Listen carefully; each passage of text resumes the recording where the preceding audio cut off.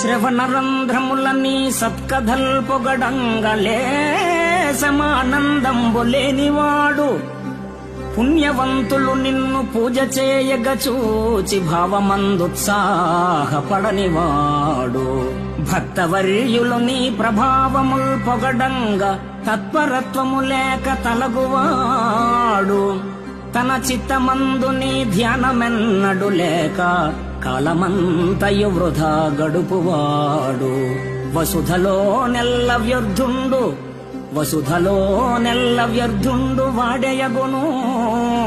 మరియు చెడుగాక ఎప్పుడు మమతనుంది భూషణ వికాస శ్రీధర్మపుర నివాస దుష్ట సంహార నరసింహ దురిత